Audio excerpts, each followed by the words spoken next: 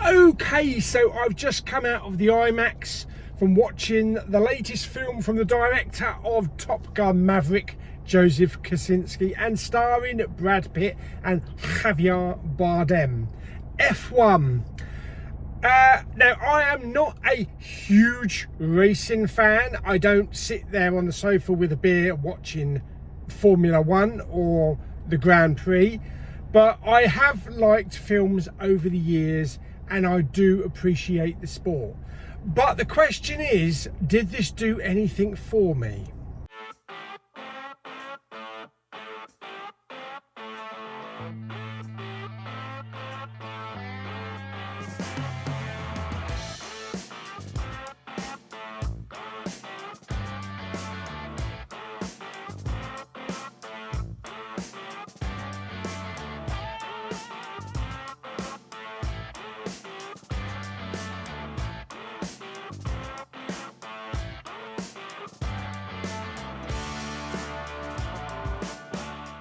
Okay, so yes, out of the IMAX.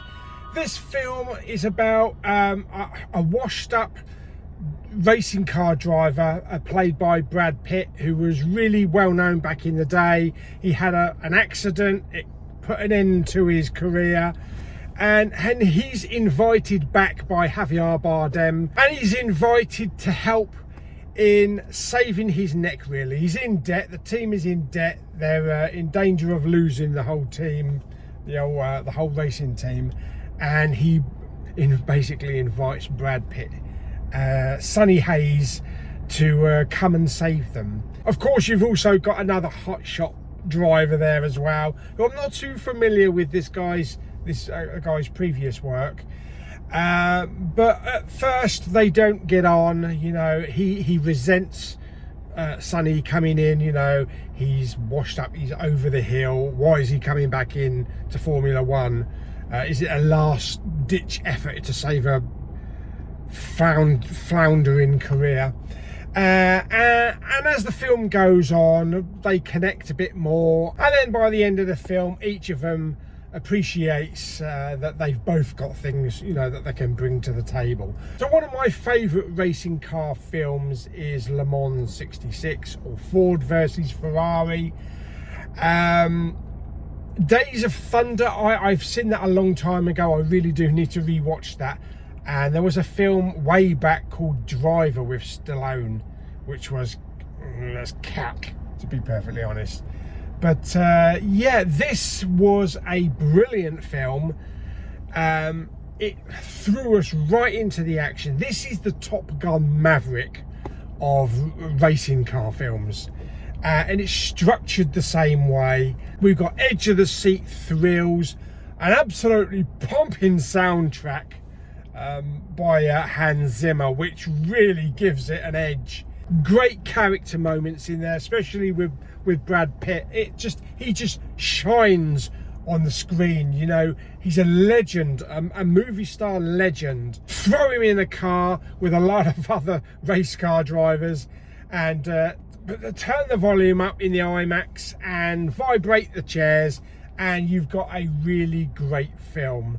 Now, this probably would have worked really well in 4DX, actually. I can just imagine those chairs going like that as you're going around the track and you're leaning. I still haven't tried the 4DX, so maybe this should have been a film for me to try 4DX. But as for the IMAX, my seat was vibrating anyway. It was so loud, screaming loud, as those cars were going around with that Hans Zimmer soundtrack, and thumping bass, and I felt on my seat, I felt every bump they went over. So it was a brilliantly put together film, really well edited, fantastic editing in fact. Cinematography was absolutely top notch. Great acting from everybody involved. And I thought it was just, it's one of those Friday night, Saturday night popcorn films. It gives you that same feeling at the conclusion that you got with Top Gun Maverick. It's just those rousing moments where everybody is along for the ride, and it was just an absolute thrill ride from the start to finish. Of course, being F1, you've got to throw in a few well-known faces and celebrities, so we've got a lot of real life race car drivers in there as well, and a lot of Formula One people, a lot of people that I don't even know, I don't even recognise, that are maybe behind the scenes and are not actual drivers themselves. But I'm sure if you're really into your F1, then you'd probably know who they are. But yeah, for me, this is definitely so far my film of the year. Who'd have thought it? A film about driving around in a car is my film of the year. But I had the same thrill with Le Mans 66 as well, and I actually saw that film twice in one day. I thought it was so good. So absolutely fantastic.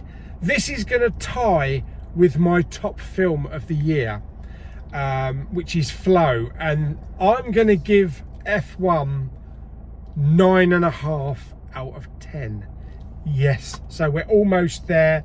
Why didn't I give it a 10? Maybe if they just peeled a little bit off the time, because it was about 2.5 hours long, although it didn't drag. There was no slow boring moments. The dialogue was brilliant, and yeah, whenever there was a slow paced moment, it totally engrossed in the characters. That extra half point, maybe if they'd cranked maybe quarter of an hour off it, then it would have been a straight 10. But yeah, 9.5 film of the year for me. Fantastic. So there we go. So hope you enjoyed the video. If you did, like it by giving it some thumbs up. Don't forget to subscribe, comment and share. See you on the next video very soon. Now I'm just wondering, will my car do about, I don't know, 200 miles an hour going down the motorway? Probably not. Oh, and one last thing while I'm home now, I forgot to mention, if you get a chance to see it in IMAX, do see it in IMAX, because it uses the whole of the screen, 190 by 1 rather than the standard letterbox format. So you get the massive screen and you get that massive deafening sound as well. So yeah, if you've got an IMAX, do it in IMAX. Do it in IMAX.